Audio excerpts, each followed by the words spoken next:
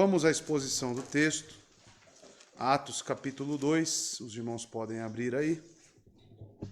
Mais uma sessão aqui deste relato de Lucas, né, o evangelista Lucas, que precisamente relata a nós, né, como um bom historiador, escreve a Teófilo, né, este livro, assim como o Evangelho de Lucas. E agora estamos aqui numa era apostólica, digamos, né, estamos constatando o que ocorreu em Pentecoste, né, no despejar do Santo Espírito. Hoje eu irei pregar aos irmãos os versos 37 a 41, tá? Essa pequena sessão, mas tão significativa para nós. Diz o seguinte a palavra de Deus: Ora, quando eles ouviram isto, compungiram-se em seu coração e disseram a Pedro e aos demais apóstolos: Homens e irmãos, o que faremos? Verso 38, então disse-lhes Pedro: arrependei-vos, e seja batizado cada um de vós em nome de Jesus Cristo, para a remissão dos pecados, e recebereis o dom do Espírito Santo. Verso 39, porque a promessa é para vós e para vossos filhos, e para todos os que estão longe, todos quantos o Senhor nosso Deus chamar. Verso 40, e com muitas outras palavras ele testificava e os exortava, dizendo: salvai-vos desta geração perversa. Verso 41 e último, então, os que alegremente receberam sua palavra foram batizados, e naquele dia acrescentaram-se em torno de 3.000 almas. Tá bom? Vamos orar, né, para que Deus nos dê entendimento da palavra, nos exorte também, salve e traga arrependimento. Oremos. Santo Deus, aqui estamos mais uma vez, ó Pai, perante sua palavra que já foi lida e o tanto que nós necessitamos dela. Que o Senhor nos ajude, Deus, a compreender, que essas palavras, Deus, penetrem o nosso ser, o nosso coração, e assim, Deus, como esses homens, se sintamos, Deus, totalmente atingidos, atravessados por ela, gerando em nós arrependimento, gerando salvação para aqueles ouvintes longínquos, talvez. Que o Senhor abençoe, Deus. Que o Senhor nos agracie mais uma vez. Me ajude também, Deus, na exposição, pois sou fraco e necessitado. Preciso do Senhor. Que o Senhor, então, me conduza para que eu comunique a sua palavra com objetividade e clareza e os meus irmãos a entendam e recebam em seus corações. É o que eu lhe peço em nome de Jesus. Amém. Amados, o nome da minha mensagem aqui, que eu intitulei, sempre acompanha meus títulos ao que está ocorrendo no texto, né? Eu não tenho temas alegóricos sobre mas sim o que está acontecendo. E qual é o acontecimento aqui? A reação do público. Pedro prega, Pedro anuncia o evangelho, Pedro fala sobre as profecias e os cumprimentos, sobre o que está ocorrendo ali, e agora nós veremos a reação do povo, mediante a palavra pregada. Então a reação, e arrependam-se e recebam a promessa. Né? É isso que está ocorrendo nesta sessão a qual eu irei expor aos irmãos. Né? Lembrando que o livro de Atos é escrito por Lucas, como eu já disse, né, bem inicialmente, e é uma continuação, digamos, do Evangelho de Lucas. Lucas se preocupa, então, em relatar a vida, o ministério, a morte de Cristo nos Evangelhos, e após a sua ressurreição, que já é o finalzinho do seu Evangelho, onde ele entrega a grande comissão, onde ele diz para os discípulos permanecerem em Jerusalém, até que fossem revestidos com o poder do alto, e aí ele encerra o Evangelho e escreve esta carta, este livro chamado Atos dos Apóstolos. Então, ao escrever Atos, ele fala sobre um outro período. Ele fala já de Cristo ressurreto, ascendido aos céus, e os seus apóstolos agora executando a sua vontade. Para nós, é muito aplicável o livro dos apóstolos, porque é o que ele nos deixou como fundamento da igreja. A igreja, então, inaugurada, viva, guiada pelo Santo Espírito, que nós desfrutamos hoje. E para entendermos a nossa missão e propósito, devemos olhar para o livro de Atos. O livro de Atos explica o porquê estamos aqui, unidos no poder do Espírito Santo. Evento este que ocorreu em Pentecoste. Podemos dizer, e não é errado falar isso, que a igreja é inaugurada realmente em Pentecoste. A igreja é administrada por Cristo no derramar, né, do Espírito Santo. Então é justamente isso que está acontecendo. Nesta festa judaica, que ocorre 50 dias após, ex-Pente, né, de 50 após a Páscoa. Então 50 dias depois ocorre este evento, né, que é a festa das primícias. É um tempo de colheita dos judeus, onde eles levam as primeiras partes para o templo e oferecem ao Senhor. E a primícia que o próprio Cristo nos dá é o Espírito Santo no seu reinado, na sua colheita de almas, podemos dizer. Então, amados, esta é a promessa que vem se cumprindo. E Pedro explica isso a cada um ali presente. Então, ele cita do Antigo Testamento algumas passagens. Ele irá citar Joel, capítulo 2, verso 28 a 32. Nosso irmão Gessé pregou isto. Ele expôs, né, Joel, dos versos 17 a 21 aqui de Atos, capítulo 2. Depois, ele expôs Salmo 16, do verso 8 a 11, na onde, nos versículos 25 a 28, foi citado o Salmo 16. O Salmo 110, verso 1 também, explicado, aplicado nos versos 34 e 35, né, a qual nós pregamos aqui na semana passada. E agora, amados, nós veremos aqui o resumo, a reação, o que acontece após essa pregação. Então, Lucas apresenta o resumo do sermão de Pedro. O leitor é capaz de sentir o efeito dramático da reação do público após a pregação da palavra. Em resposta ao discurso do apóstolo, as pessoas ficam grandemente perturbadas, como veremos. E em resposta ao discurso de Pedro, eles perguntam aos seus companheiros, e observem o termo irmãos, o que devemos fazer? Pedro convida-os a arrepender-se e a serem batizados. E o fato de se identificarem com a necessidade de que tem de Jesus, eles produzirá isso, então, o perdão de pecados e o dom do Espírito Santo. Como veremos no verso 38. Então, resumidamente, é isso, irmãos, que veremos hoje. E isto é o Evangelho. Esta é as boas novas que a igreja deve pregar. Então, no Antigo Testamento, nós temos o termo voltar-se para Deus, para arrependimento. E gira tudo em torno disto, o texto. Da reação em arrependimento. Pedro explica que então estas promessas de perdão do Espírito Santo é para todos, os de perto e os de longe, a quem Deus chamou numa exortação final. Então Pedro exorta-os a salvarem-se da geração corrupta. E essa pregação, ela também é aplicável nos dias de hoje. A mesma pregação de Pedro é o que nós devemos pregar. Pedro, cheio do Espírito Santo, nos dá um exemplo do que devemos anunciar às pessoas. Então, amados, vamos entrar no texto para entender esta mensagem que gera arrependimento. Eis a eficácia do chamamento de Deus. A partir do verso 37, utilizando a João Ferreira de Almeida, vamos prosseguir. Diz o texto: e ouvindo eles isto, compungiram-se em seu coração e perguntaram a Pedro e aos demais apóstolos: que faremos, irmãos? Vejam, irmãos, a palavra que nos chama a atenção inicialmente é este compungiram-se, né?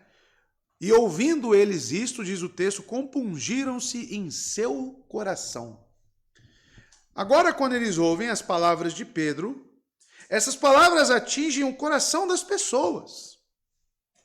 Seu sermão lembra elas de sua recusa em ouvir a Jesus e aceitá-lo como Messias.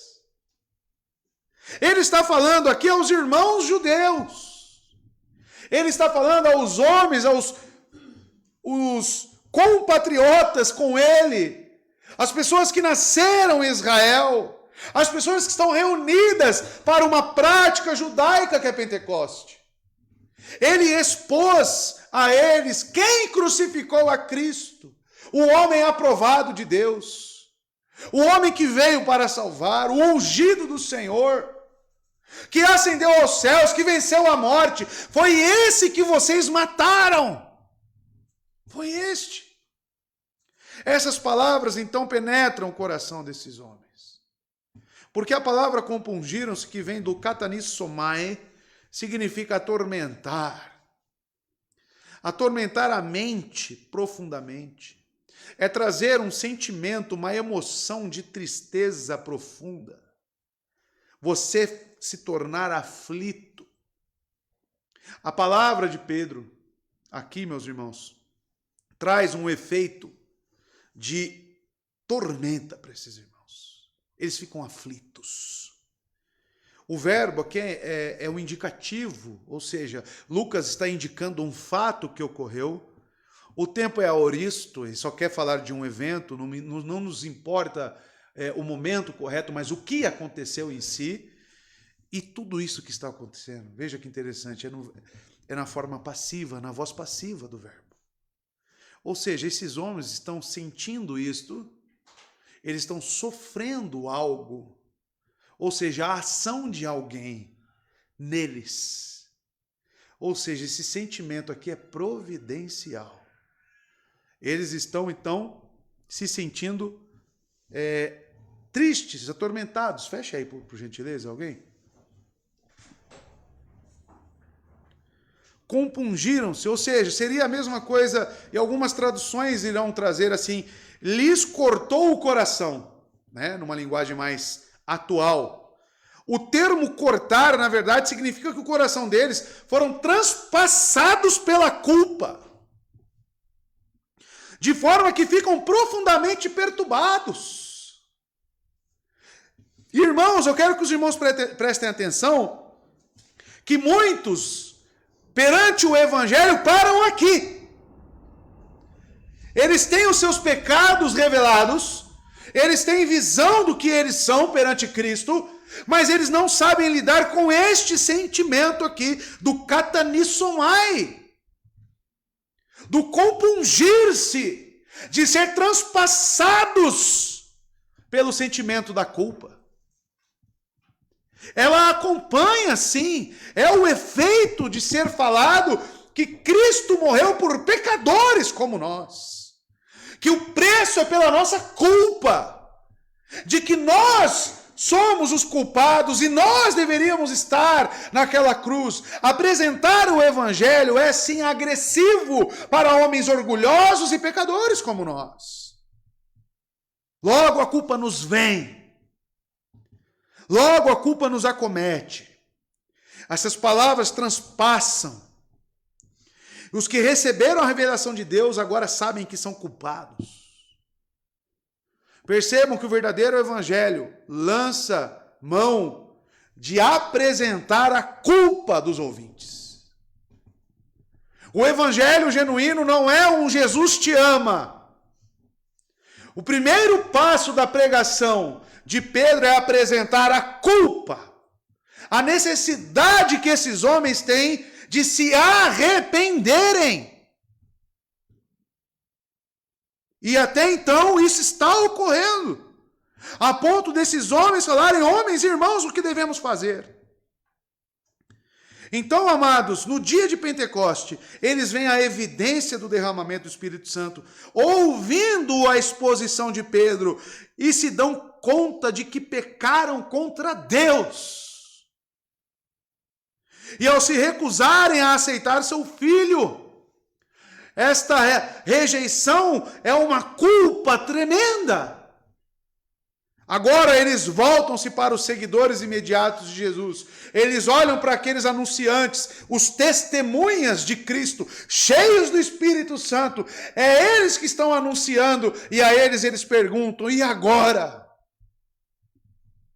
Eles perguntaram a Pedro e aos demais apóstolos, diz o texto, a quem estavam pregando. Eles disseram a Pedro e ao restante dos apóstolos, eles se dirigem a Pedro e aqueles que estão a ele empregando a mesma expressão. Percebam, irmãos, ele disse, Pedro utilizou dessa mesma linguagem. No verso 29, estão lembrados? Homens e irmãos. No verso 22, homens de Israel. Agora, o público se volta para Pedro e utiliza da mesma linguagem.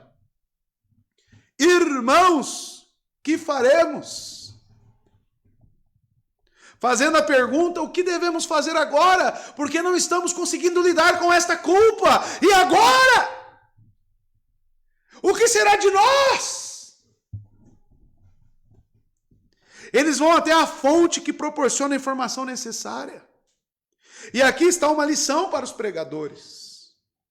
Que a mensagem de Deus, o evangelho em si, ele não só apresenta a culpa dos pecadores. Ele não só expõe a lei aos pecadores. E nós devemos apresentar a solução para isto. Isso é o evangelho. É isso que nós devemos aprender. Porque nós confrontamos o pecado das pessoas, mas e aí? Você suscita apenas o quê? O sentimento de culpa. Como lidar com isso agora?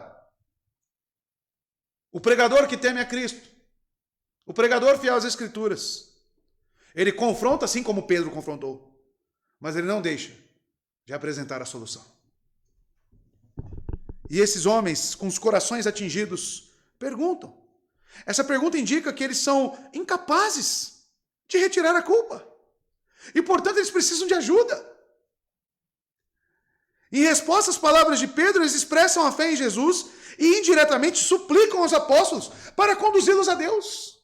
Isso é maravilhoso. É isso que deve ocorrer. O efeito da pregação genuína do Evangelho em corações impenitentes e da regeneração do Espírito Santo é inicialmente esse povo necessitando de ajuda. Isso é boas novas. Isso é salvação. É um homem que está morrendo afogado e está ali gritando para o salva-vidas: me ajude, salve-me. O que faremos, irmãos? A salvação não é uma barganha. A salvação não é como estamos acostumados a ouvir por aí. Aceite Jesus e seja próspero. Faça isso ou aquilo e você será aceito por Deus. Não. A verdadeira necessidade de salvação vem de um reconhecimento de que eu matei o Filho de Deus. De um reconhecimento de que eu rejeitei a mensagem da salvação. Eu rejeito ao seu Filho, eu rejeito a Deus. E eu estou perdido, eu estou afogando, eu estou submerso em pecados. Eis o primeiro passo da salvação. Quem você é? O que você precisa? Perante a glória de Deus, perante a santidade, a justiça, quem você é? Esses homens têm aqui agora um insight sobre quem eles são. Eles conseguem olhar para si mediante a pregação exposta que revelou a culpa deles. Eles falam: e agora? Corações atingidos. Percebam os detalhes de Lucas. Compungiram-se em seu coração. Ou seja, os corações foram atingidos. A observação de Lucas sobre o coração mostra a sinceridade e a profundidade da reação da audiência. Quando Lucas aqui acrescenta essa palavra coração, e é um singular distributivo, o que significa isso? Que cada coração de cada pessoa que será acrescentada na igreja, em arrependimento, é que está aqui sendo colocada por Lucas. Por mais que ele fale coração no singular, ele está querendo dizer sobre o coração de cada um. A multidão está convencida e deseja saber o que fazer. Uma questão que recorda a reação da multidão anterior, lá com João Batista. Lucas 3, verso 10, as pessoas perguntam para João Batista a mesma coisa.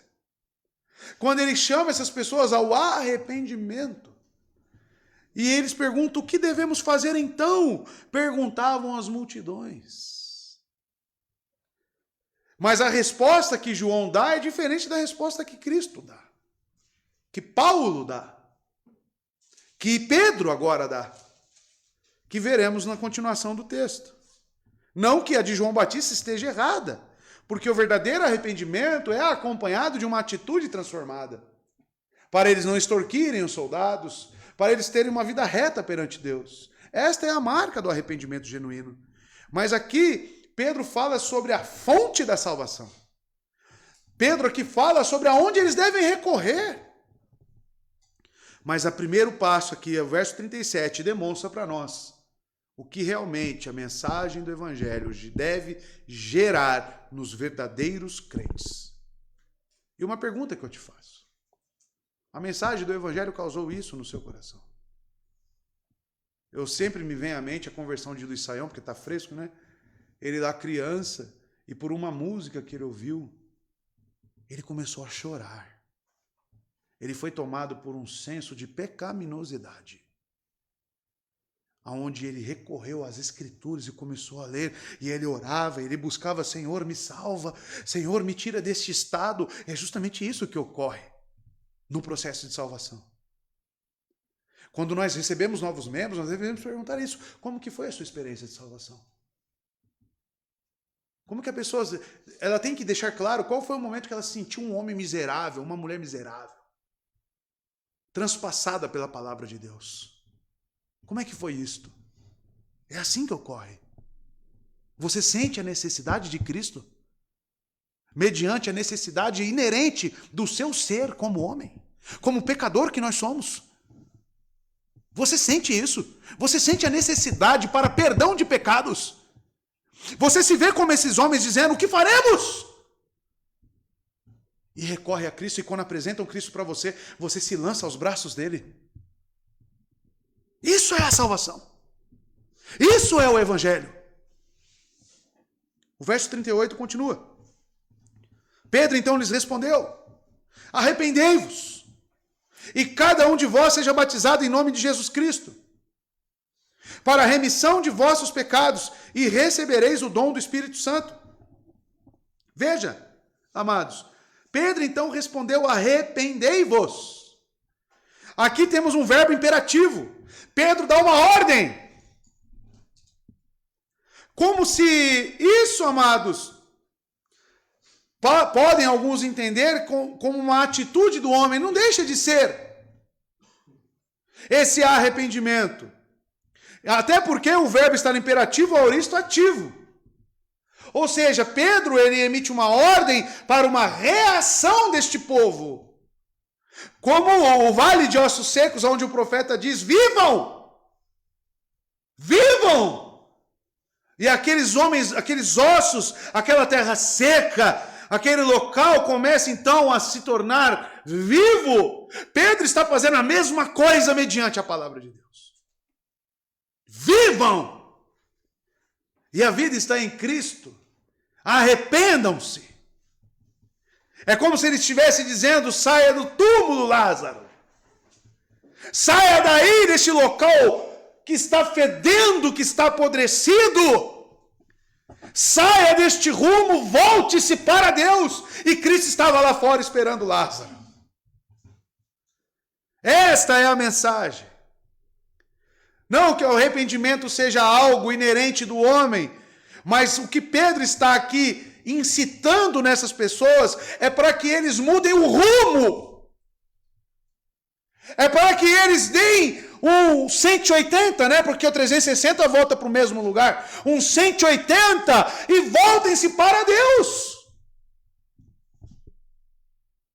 Salvação. Nós devemos entender que salvação é uma mudança de rumo nas nossas vidas. Se eu estou indo para o norte, eu passo a ir para o sul. É isso que nós temos que entender. Pedro então respondeu, arrependam-se no imperativo, amados. Veja que Pedro não dirige palavras de reprimenda. Em vez disso, ele profere a mesma palavra dita por João Batista no Jordão. E por Jesus durante o seu ministério, arrependam-se. A primeira pregação de Cristo, Mateus capítulo 4, verso 17, é arrependam-se.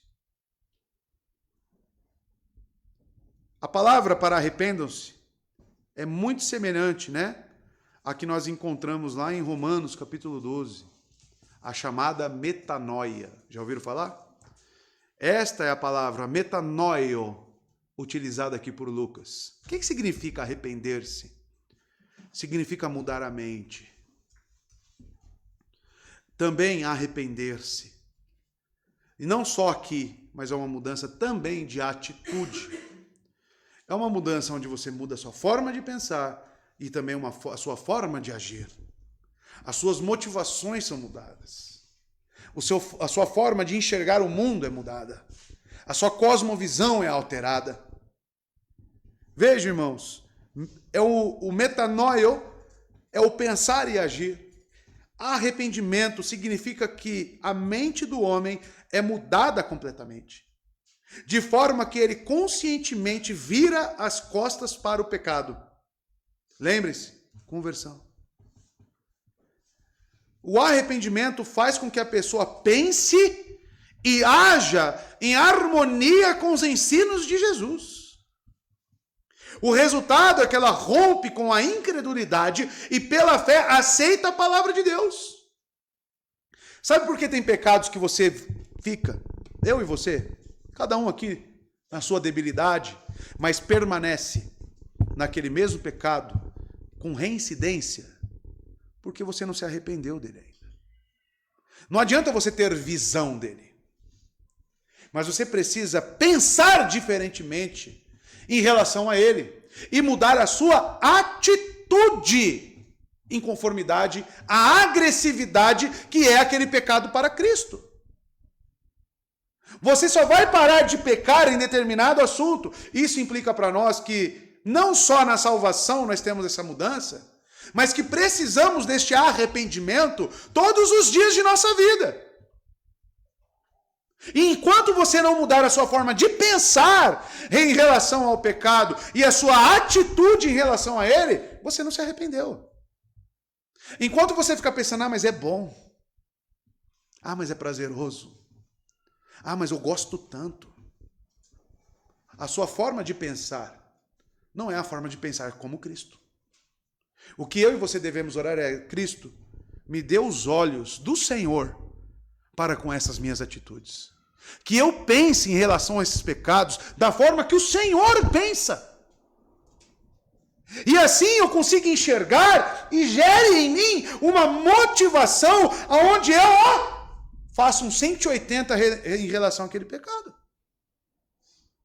É por isso que nós insistentemente caímos no mesmo erro. Porque a metanoia precisa acontecer. A transformação da mente. O que está ocorrendo aqui, e Pedro chama esse povo, é: mudem! Mudem o pensamento e a atitude de vocês. E cada um de vós seja batizado em nome de Jesus Cristo. Pedro continua dizendo: seja batizado cada um de vocês. No grego, o verbo arrepender no imperativo está no plural. O apóstolo se dirige a todas as pessoas cuja consciência as levam ao arrependimento. Mas o verbo seja batizado está no singular e salienta a natureza individual do batismo. O cristão deve ser batizado para ser um seguidor de Jesus Cristo, pois o batismo é um sinal que indica que a pessoa individualmente pertence a um grupo. Mas ser discípulo de Cristo é algo relacional entre você e Cristo. É neste âmbito que a salvação, digamos que ela, como muitos utilizam, a salvação individual, né? Por quê? Porque existe o seu relacionamento. Não é teu esposo que te salva. O seu discipulado com Cristo não depende de terceiros ou quartos. É algo entre você e o seu Senhor. Logo, ser batizado é um ato de fé individual. O arrependimento é para todos. Mas o batismo é individual para cada um. É assim que ele aplica aqui as palavras. O cristão deve ser batizado para ser um seguidor de Jesus Cristo. Pois o batismo é o sinal que indica que a pessoa pertence ao grupo do povo de Deus. Tudo que vocês aprenderam agora na confissão de fé. E você acha... Aí mais uma vez, né? Você acha que eu combino, os assuntos, né? Não é não. Tá? Não tenho essa capacidade, já disse aos irmãos. É o sinal visível da morte e ressurreição, morte para o mundo e vida para Cristo. Arrependimento, batismo e fé andam juntos. Arrependimento, batismo e fé andam juntos. Quando o crente arrependido é batizado, ele faz um compromisso de fé. Aceita Jesus Cristo como seu Senhor e Salvador e sabe que por meio do sangue de Cristo, seus pecados são perdoados. Pedro instrui o povo, é claro, que o batismo deve ser no nome de Jesus Cristo, para perdão dos seus pecados. O perdão dos pecados acontece somente por intermédio de Cristo, em consequência de sua morte e ressurreição. Pedro está querendo dizer aqui que o batismo é quem expia os pecados. Eis a confusão que eu falei na EBD, que muitos fazem.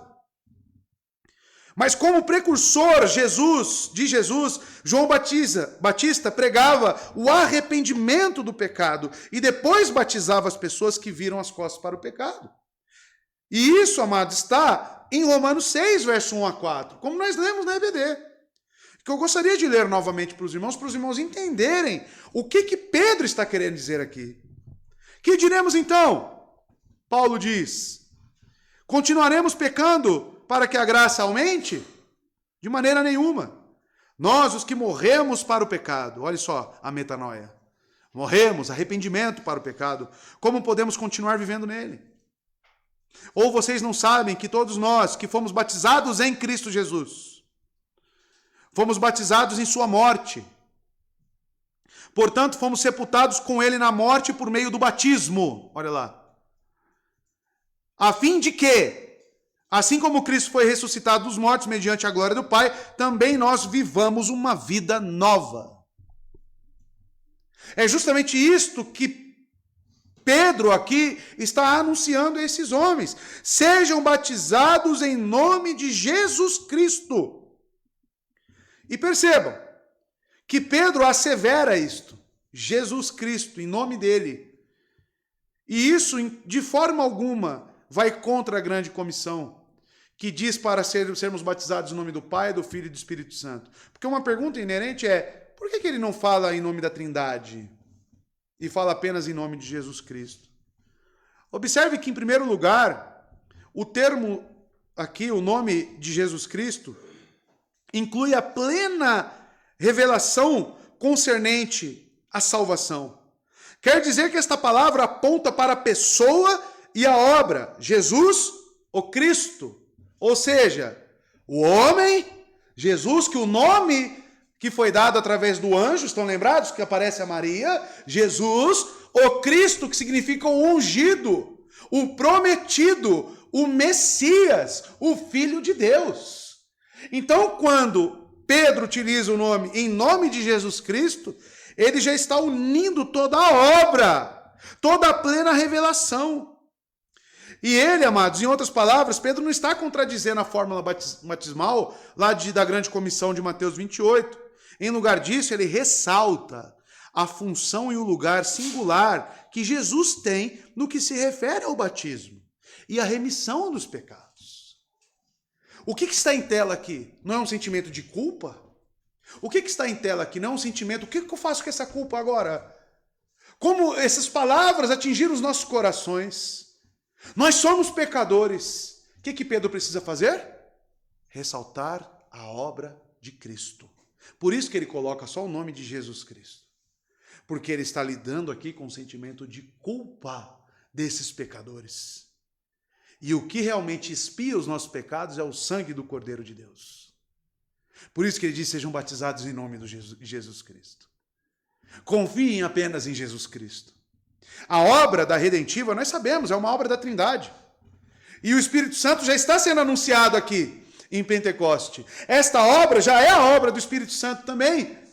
Mas a obra de Cristo ela é singular. Lembre-se, plano redentivo. Deus planejou, Cristo cumpriu, o Espírito aplicou. E agora o assunto é como lidar com a culpa. Como? Crendo em Cristo e sendo batizado no nome dele. E lembre-se disso, Jesus Cristo. Jesus, o homem, Cristo, o ungido, o Messias.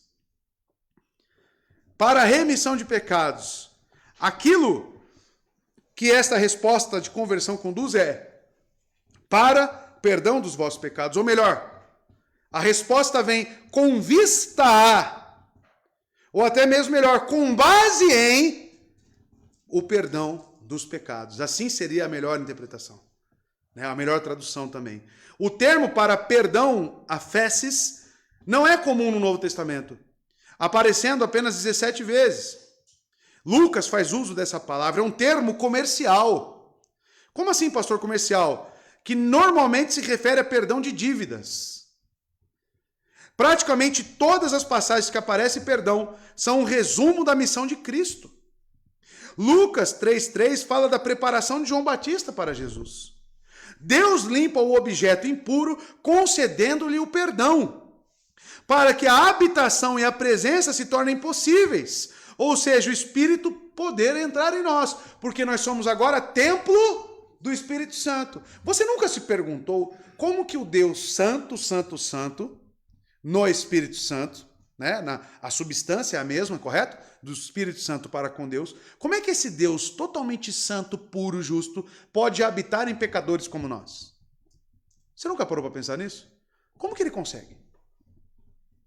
A nossa vida é uma afronta para o próprio Espírito, tanto que ele se entristece. O apóstolo Paulo diz, não entristeçais o Espírito Santo de Deus. Mas o que tornou esse templo ajustado, limpo, perfeito para a habitação do Santo Espírito? Anular a nossa dívida. O perdão dos pecados. O Espírito Santo só pode habitar naqueles que foram perdoados perante Deus. Naqueles que foram remidos, lavados, santificados. Aí sim, quando o preço pela culpa é eliminado, aí o Espírito Santo pode vir e habitar. Aí nós somos o templo do Espírito Santo de Deus. Neste sentido. E isso é incrível. Mas nós continuamos pecando, ó, pastor. Mas todos os pecados foram perdoados. É isso que nós anunciamos no batismo, meus irmãos. É isso que Pedro está falando para esse povo. Arrependam-se. Arrependam-se e sejam batizados em nome do objeto que nos santifica, do objeto que nos purifica, do objeto que nos tira toda a culpa, que é a pessoa de Cristo Jesus, a qual ele disse que Salmo 16 falava sobre ele, a qual ele disse também que no Salmo 110 falava sobre ele também, e agora ele fala, creiam neste. Sejam batizados nele, em nome dele. E assim, a dívida seja apagada. É a palavra aqui, remissão dos vossos pecados, ou perdão dos pecados. E recebereis o dom do Espírito Santo. O dom, ou seja, vocês receberão o dom do Espírito Santo. E dentro da igreja primitiva, esse texto provou não apresentar contradição alguma às palavras de João Batista. Por quê? Vocês estão lembrados que João Batista pregava, eu batizo com água, mas ele, Jesus, os batizará com o Espírito Santo. E está se cumprindo isso aqui. Afinal, foi o que ele disse aos seus discípulos lá no comecinho. Estão lembrados? No verso 4 e 5? E tendo reunido com eles, capítulo 1, verso 4 e 5. E tendo reunido com eles, ordenou-lhes que não partissem de Jerusalém, mas esperassem a promessa do Pai, que disse ele, de mim ouvistes. Porque João, olha lá, ele cita João Batista, João verdadeiramente batizou com água, mas vós sereis batizados com o Espírito Santo dentro de poucos dias. Qual que era a diferença entre os discípulos e esses homens? Por que os discípulos já tinham recebido o Espírito Santo e aqueles homens não? Porque eles já criam em Cristo Jesus, já haviam se arrependido de seus pecados, então apenas agora se concretizou a vinda do Espírito Santo sobre eles. E agora Pedro prega que eles podem também receber, que eles também podem ser agraciados.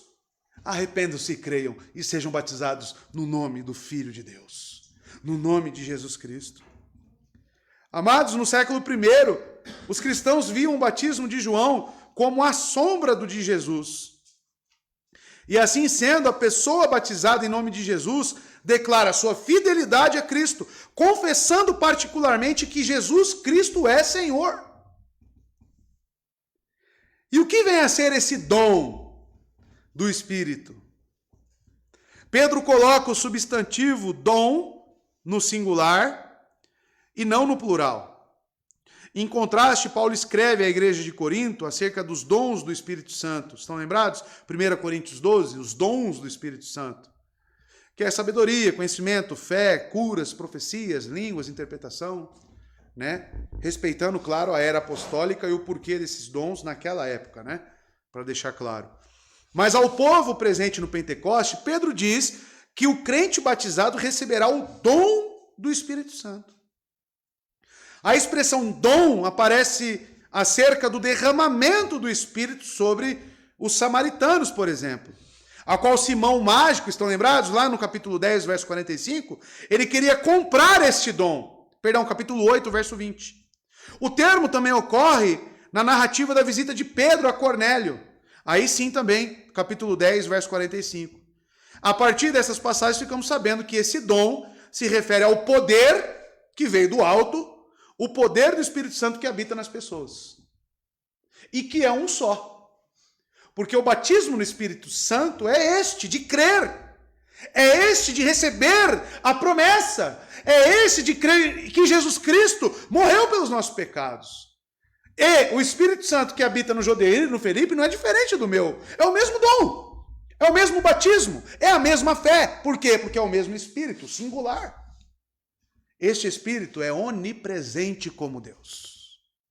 Este Espírito compartilha da mesma natureza das duas outras pessoas da Trindade. E isso que nós cremos inerente a essa doutrina gloriosa. Deus Pai, Deus Filho e Deus Espírito Santo. Por isso que aqui é colocado o dom do Espírito no singular. Veja, muitas pessoas, para receberem o mesmo dom, um só batismo. Não existe essa conversa, meus queridos irmãos. Ah, você precisa agora de uma outra experiência. Você precisa ser batizado com o Espírito Santo. Não! O texto é claro. Eles receberam a palavra de Deus, vinda de Pedro, ouviram do Evangelho, e agora Pedro os chama ao arrependimento. Creiam em Cristo. Quem ele apresenta a esses homens? Cristo. E agora eles, através deste arrependimento, essa mudança de mente, de coração, eles abraçam a Cristo. E isto é justamente ser selado com o Espírito Santo. Esse é o batismo do Espírito. Crer na palavra, crer no Evangelho, este é o batismo do Espírito. Não outro. Não outro. Ah, mas você não fala em línguas. Ah, mas você não dá cambalhotas. Graças a Deus, primeiramente, né? Por isso. Porque eu preciso o quê? Da palavra que eu já tenho ela diante dos meus olhos. A palavra de Deus é que é comunicada a nós e nós vimos na nossa confissão. Que o Espírito Santo, a fé salvífica, né? É uma ação do Espírito Santo mediante a palavra de Deus. E é justamente o que estamos aqui observando. O batismo, então, amados, e o dom do Espírito são duas cláusulas, né? Ser batizado e vocês receberão o dom do Espírito Santo. São declarações separadas, correto? Pedro coloca de forma separada aqui. E pode-se concluir com segurança que Atos, aqui no verso 38, do capítulo 2, não deve ser entendido como ensinando que o dom do Espírito depende do batismo, porque uma leitura desapercebida vai te levar a essa conclusão. Porque como está colocado, e cada um de vós seja batizado em nome do Espírito Santo, correto? Para a remissão dos vossos pecados. A primeira confusão que pode ser feita, batismo então é regenerador, né? E receberei o Espírito Santo, ou seja, eu só recebo o Espírito Santo depois que eu sou batizado. Logo, batismo salva. Cuidado com essa interpretação. Não é a intenção de Pedro aqui. Ele está colocando os fatos que são necessários para esses penitentes. Ele está apresentando o que realmente deve acontecer, não uma ordem causativa. Então, amados, um estudo mais minucioso de Atos, no que tange a questão do batismo e dom do Espírito Santo, revela que essas duas declarações estão sempre relacionadas. Porém, uma não segue necessariamente a outra. Assim, o versículo 38, Pedro instrui o povo a se arrepender e a ser batizado. Então ele acrescenta a promessa no tempo futuro, de que receberão o dom do Espírito Santo. E ele explica o porquê disso. No verso 39, onde ele vai dizer: porque a promessa vos pertence a vós, a vossos filhos, e a todos os que estão longe, a quantos o Senhor nosso Deus chamar. Então, o que Pedro tem em mente aqui? Falar sobre essa promessa, que foi prometida. Aonde, pastor? Lá no Antigo Testamento, como vocês estão aprendendo lá em Gênesis, a Abraão. Porque nós estamos aqui falando de um público israelita, de um povo judeu, da descendência e a semente de Abraão, a qual foi prometida ao patriarca que esse povo seria abençoado nele. E eis que veio a semente, Cristo. Creiam em Cristo, como foi prometido ao nosso pai Abraão. E ele diz: porque a promessa vos pertence a vós e a vossos filhos. Neste versículo, Pedro diz ao seu público que a promessa é para vocês e seus filhos e para todos os que estão longe, né, como complementa. Tantos quantos o Senhor nosso Deus irá chamar. Qual é o significado da palavra promessa, irmãos? Relatando as palavras de Pedro, Lucas não fornece detalhes, mas o artigo definido que precede o substantivo, a promessa, parece indicar que Pedro tem em mente uma promessa específica da vinda do Espírito Santo. Ou seja, a promessa se refere ao que ele já citou também, em Joel capítulo 2, verso 28 e 32, que foi cumprida aqui neste dia. Então vocês também receberão, porque a promessa é para vocês também.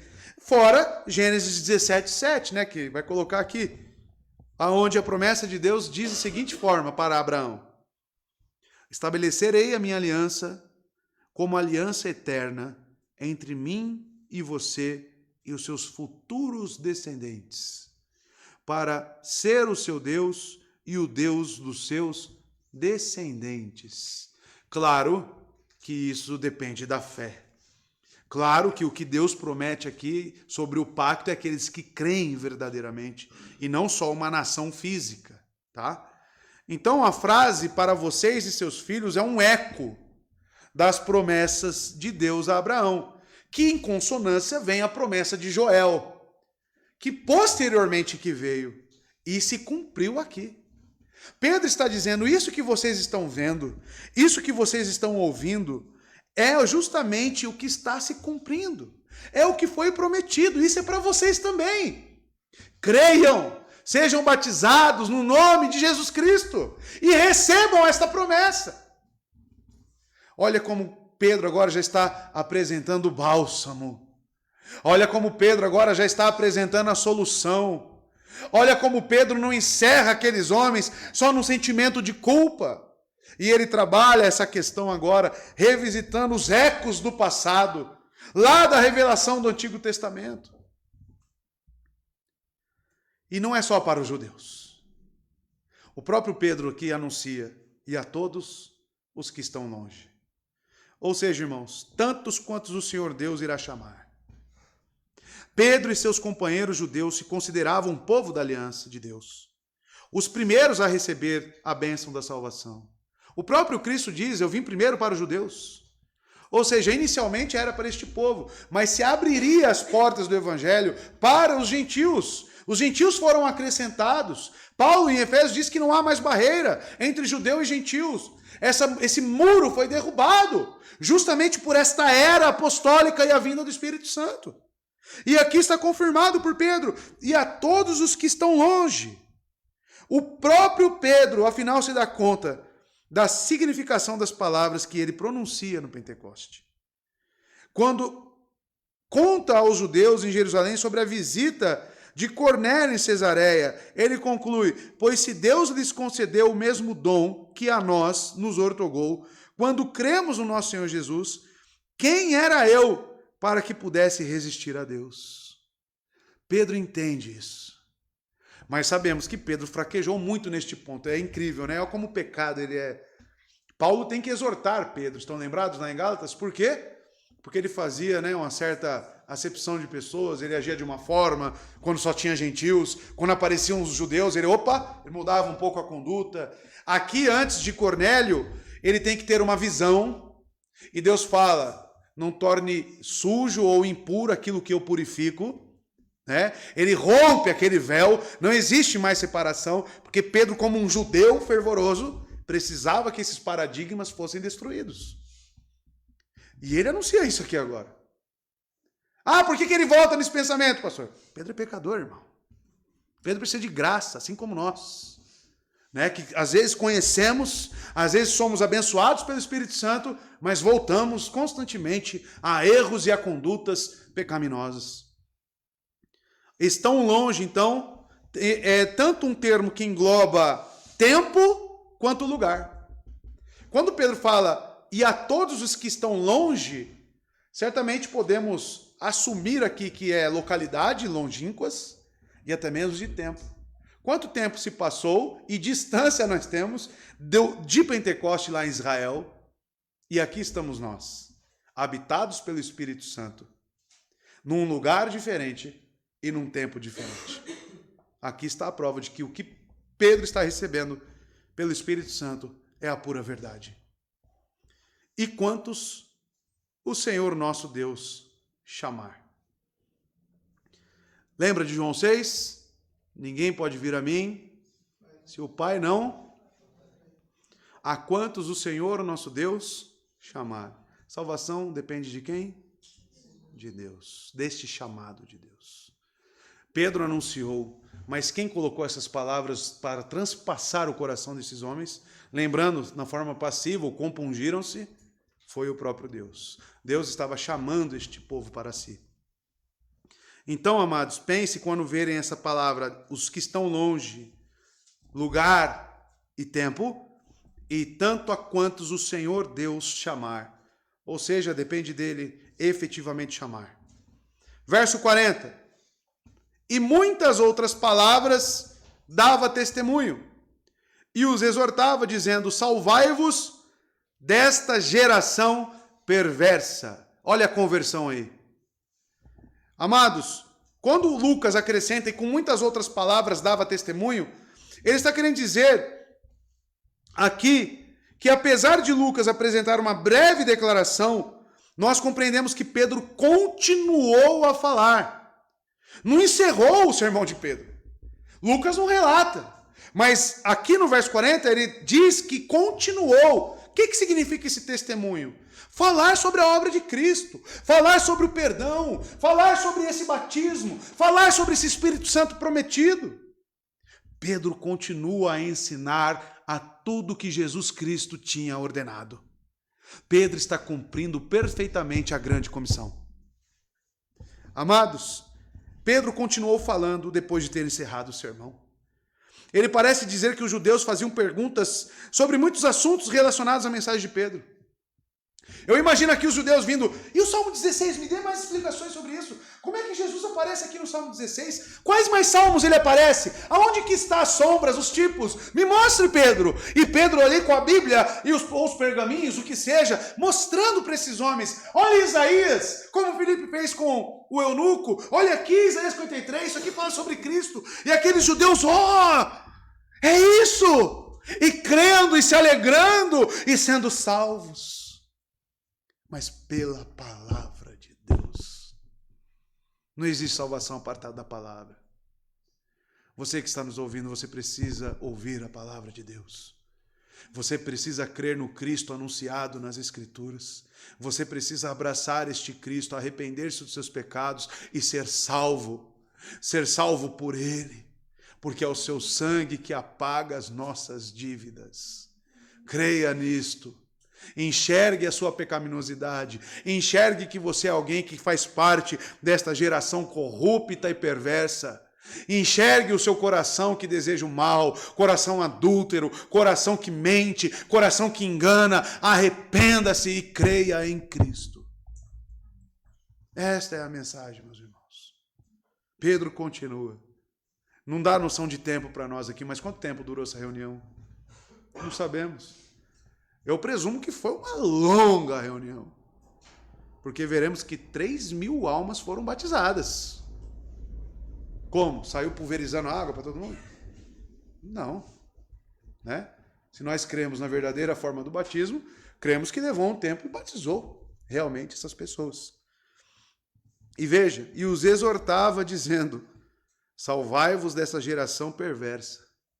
Ele continua, arrependam-se. A mensagem de arrependimento, ela nunca cessa. Ele exortava, a palavra exortar aqui vem de encorajar. É um exortar para trazer para perto, é um exortar para falar, venham para Cristo, olhem, saiam deste caminho, façam 180 que eu disse no início, venham para cá, mudem o rumo de suas vidas, esta geração está indo para lá, venham para cá vocês. É isso que nós temos que dizer para os nossos familiares, irmãos, é isso que você tem que dizer no seu trabalho. É isso que você tem que apresentar para eles. Veja, você está indo no rumo da multidão. Saia disso, meu querido. Arrependa-se e venha para Cristo. Ele te apresenta um caminho que é para lá. Não é um caminho fácil. Apresenta o verdadeiro caminho. É um caminho estreito, é um caminho difícil, mas é um caminho que Ele nos guia. É um caminho que Ele vai conosco. É um caminho que Ele mesmo preparou. E é o caminho da vida. É o caminho da vida. Nós precisamos apresentar isto.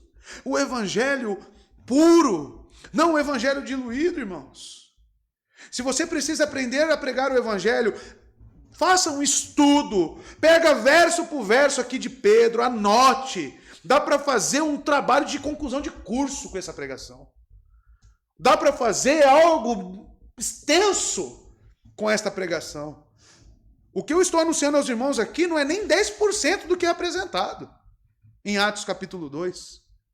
Porque o conteúdo teológico, cristológico, irmãos, é tremendo.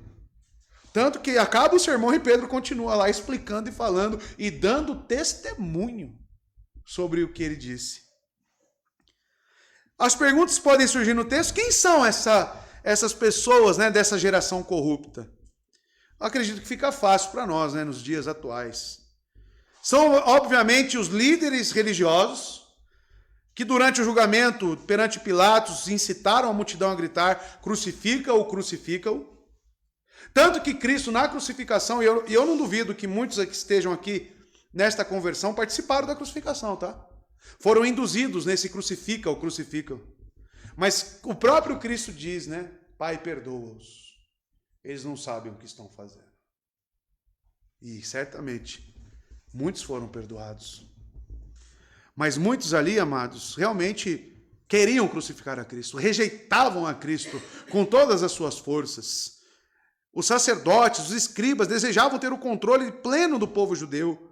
Esta é a geração corrupta que Pedro diz. Nós veremos no capítulo 3 que Pedro é perseguido por esta geração corrupta. Ele é preso. Tentam impor para Pedro, você não pode mais pregar isto. E ele responde, antes cabe a mim obedecer a Deus ou aos homens? E ele obedece a Deus. Quem é a geração corrupta? Está claro para nós na continuação da exposição deste livro. E para nós, quem é essa geração corrupta? É só nós olharmos para o meio em que estamos vivendo.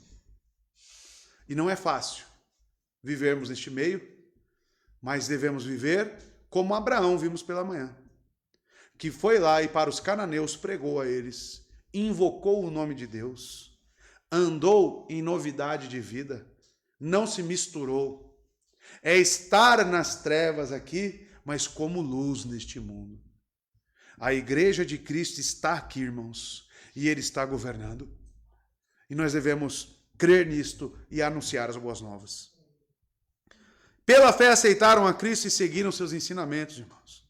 Deram esse passo de fé porque Pedro lhes disse claramente que a liderança desses perversos, dessa geração corrupta, não era o caminho correto. Ele insistia pedindo a eles que abandonassem aquela geração má e fossem salvos. Ao serem batizados, os crentes judeus rejeitaram decisivamente a autoridade e hierarquia religiosa. Sabe o que Pedro está chamando aqui? Para esses homens serem expulsos das sinagogas. Ele está falando aqui, Pedro, justamente o que Jesus disse a Nicodemos. Nicodemos, você precisa nascer de novo, Nicodemos. Ou seja, o que ele estava querendo dizer aí? Você precisa se arrepender, Nicodemos. Você precisa romper com essa geração incrédula e má. Você precisa ser expulso da sinagoga, Nicodemos, e me seguir. Como aquele cego de nascença, lembra? Em João capítulo 9. Como foi feito com ele? Só que era fácil para um judeu ser expulso de uma sinagoga? Romper com todo esse sistema religioso? Romper com tudo que envolvia negócios, família, posses, tudo que eles... Aqui é um chamado ao evangelho. Lembra que eu disse pela manhã? Aquele que põe a mão no arado e olha para trás não é digno do reino. Não é apto para o reino de Deus. Pedro está chamando esse povo para a abnegação. Está chamando esse povo para o verdadeiro arrependimento. Rompam com tudo. Nasçam de novo. Esse sistema que vocês seguem é um sistema falido, é uma seita. É fácil sair da seita, meu irmão? Não é. Não é fácil. Mas pela graça de Deus, Ele nos tira. Ele nos tira, irmãos, de todo o sistema corrupto, de famílias que estão anos e anos aprisionadas em mentiras, em superficialidade que seja, mas Deus, com a sua graça, tira aqueles que são seus. E temos aqui inúmeros exemplos entre nós. Ele separa, Ele cuida, Ele tem uma tratativa. Mas o chamamento é para todos. Arrependam-se. Enxerguem que este sistema é corrupto, que essa geração é má. Nós precisamos apresentar isso, irmãos. Nós precisamos dizer, saia deste rumo, saia deste caminho. Este caminho é um caminho de destruição. E venha para Cristo. Verso 41, irmãos, e último. De sorte que foram batizados. Olha lá. Será que demorou muito? Foram batizados os que receberam a sua palavra. Tá? Lembra lá da ordenzinha que eu falei sobre o batismo? O que vem antes do batismo? Crer na palavra. Foram batizados quem? Os que receberam a sua palavra. E naquele dia agregaram-se quase 3.000 almas. Aqui nós podemos já inferir do texto, quando ele coloca, Lucas, os que receberam, que muitos não receberam. E é assim. Porque ele explica, né? A tanto quantos o Senhor Deus chamar. Quem era dele, ele chamou. Quem era dele, as palavras entrou no coração como flechas. Mas a outros, talvez endureceu ainda mais. Eleição. Soberania divina. É difícil para nós? Muito. Eu sei que é difícil. A eleição é dura, irmãos. Por quê? Esmigalha o nosso orgulho. Esmigalha a nossa prepotência, mostra para nós que não é nós que estamos no controle, é Deus que controla tudo e a todos. E Ele é rei. E o texto, mais um texto que comprova. Mais um texto que você não precisa só de Romanos 9. Quantos já apresentei para os irmãos aqui, hein? Colossenses, Hebreus, quantos? Né? Mais um. Mais um. De sorte que foram batizados os que receberam a sua palavra. Então, os que aceitaram a palavra de Pedro, eles foram batizados. E o texto indica claramente que nem todos os que ouviram as palavras de Pedro creram, mas os que aceitaram a mensagem foram para o batismo. Pelo fato de esse versículo deixar de fornecer qualquer informação acerca do modo de batismo e o lugar em que aconteceu, é melhor não sermos dogmáticos. Tá? Mas, olhando para Filipe, que nem eu apresentei aqui mais cedo, parou a carruagem e aquilo já apresenta alguma coisa para a gente. E é uma era apostólica, é em Atos capítulo 8. Né? Então, pressupõe-se, né, que este era o modo em que Filipe nos apresenta. Porém, o texto não apresenta aqui. Mas o que ele apresenta? Que essas 3.000 almas foram batizadas. Tá? Pensa que momento, hein? Crucial. Então, amados, naquele dia agregaram-se quase 3.000 almas, como diz Lucas. Em cerca de 3.000 pessoas foram acrescentadas. Antes de Pentecostes, vocês estão lembrados? O grupo de crentes era, lá no capítulo 1, verso 15, quantas pessoas tinha? 120 pessoas. E agora? 3.120, irmãos. Foram acrescentadas 3.000. A 120 continua, né? Então tem um maisinho ali, né? Olha o concurso público aí, né, meu irmão? Vai ser pego aí. Então, amados, tanto homens como mulheres, assim é o que é dito. Esse aumento fenomenal, sem dúvida, causou problemas administrativos. Nós vemos mais para frente que as viúvas passam a ser negligenciadas. Ou seja, eles vão ali formatando, colocam diáconos. A igreja está sendo formatada. Hoje nós temos isso pronto. Louvado seja Deus por isso, irmãos. Que a igreja está perseverando e nós temos ela através do governo espiritual de Cristo, que é o cabeça da igreja. O que vemos então, irmãos? O plano de salvação apresentado por Pedro no seu discurso leva ao crescimento do círculo de crentes. Nós, amados, às vezes ficamos desanimados, somos tão poucos. Ser uma igreja reformada é tão difícil. Mas qual que tem que ser a nossa atenção? É de continuar pregando o evangelho, sabendo que é Deus quem chama. Nós devemos colocar isso nas mãos de Deus, irmãos. E nós permanecermos. Se for com 3, com 5, com 10, o que seja, mas é continuarmos pregando o evangelho. Aqui Deus quis, aprove Deus acrescentar 3.000 almas. Se Ele quiser, Ele pode fazer isso aqui. Mas significa que é um ponto para desanimarmos na fé? Não, devemos estar gratos por termos isso anunciado a nós, crermos nesta mensagem e estar sendo cada dia mais alimentados e edificados por esta pequena igreja que Deus nos deu. E se assim for para sermos com 19, com 15, com 50, o que seja, louvado seja Deus por isso. Mas o fator principal nunca vai mudar, que é a pregação do evangelho, como estamos ouvindo aqui hoje. Isto, amados, é o nosso foco. É isso que a igreja passa a desprender esforços. Percebam, o que eu gostaria que os irmãos vissem, enxergassem no livro de Atos, é aonde que a igreja coloca o seu esforço. No que a igreja desempenha. No que a igreja coloca realmente a sua atenção, o seu foco. É na pregação do evangelho. É na grande comissão de Cristo, de fazer discípulos e batizar, irmãos. É isso que nós temos que ter em mente. Anunciar o evangelho. Falar isso para as pessoas. Batizar elas como igreja. Eu estou falando como igreja. É cada um aqui no seu papel, com o seu vizinho, com o seu marido, com quem seja, anunciar esta mensagem que Pedro anunciou. As boas novas. E orar, e lutar, e labutar por essas almas. Estava falando com a minha irmã Inesiene, temos que sangrar, irmãos, por esses irmãos. Sangrar no sentido de se doar por eles. Amar verdadeiramente essas almas. Não pregar o evangelho para essa geração perversa é não amar o nosso próximo. É você pecar contra a moralidade de Deus, porque o resumo das 2 tábuas é amar a Deus acima de todas as coisas e ao próximo como a ti mesmo. Você tem amado o seu próximo? Nós somos igrejas por desejo por almas. Não podemos ter esse senso individualista de só vir aqui aos domingos, quartas e sextas para receber e ir embora. Nosso coração tem que estar em consonância com o que estamos vendo em Atos dos Apóstolos. Ser cheio do Espírito Santo é ir atrás dessas almas. É anunciar esse plano perfeito da redenção, que já está consumado. Você recebeu um grande presente, um tesouro, você vai enterrar isso, meu irmão. Multiplique isso. Fale com Deus. Fala para Deus abrir as portas do evangelho.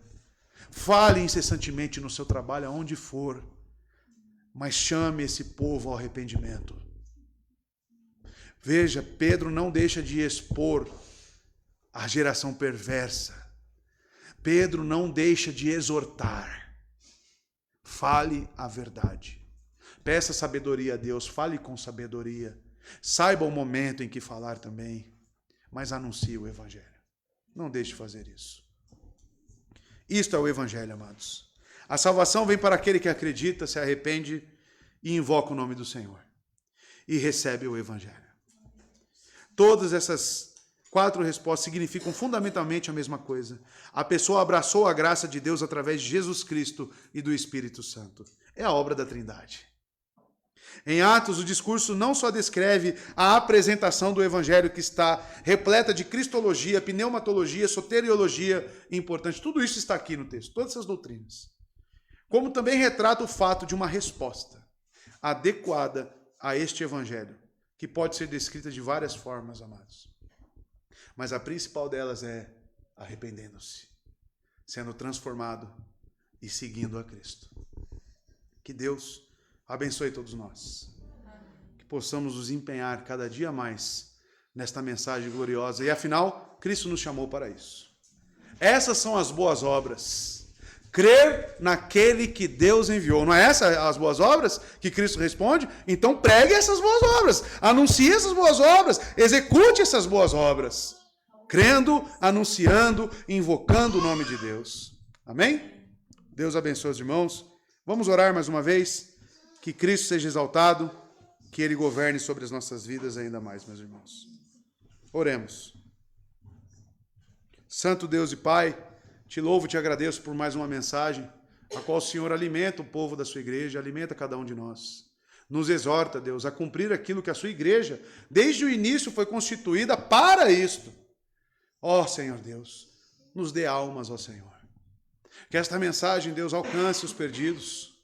Que os meus irmãos anunciem as boas novas aos perdidos. Com a propriedade bíblica, conforme, Deus, o que está sendo aqui anunciado para nós. Ó Pai de amor, louvado seja Cristo, porque fundou a sua igreja. Que os apóstolos, Deus, assim também serviram para isto e agora podemos aqui estar juntos, reunidos. Louvado seja pelo reino de Cristo, vitorioso, perseverante e que está, Deus, nos conduzindo a cada dia. Agradecemos ao Senhor, agradecemos a Cristo, agradecemos a obra do Espírito Santo, que tanto nos encoraja, nos convence e nos confirma nesta obra. Te agradecemos, ó Pai. Que o Senhor seja engrandecido em nossos corações, em nossas vidas e em nossos lábios. Que assim, Deus, anunciemos. Em nome de Jesus. Louvado seja o Senhor. Vamos nos preparar para a ceia do Senhor, amados.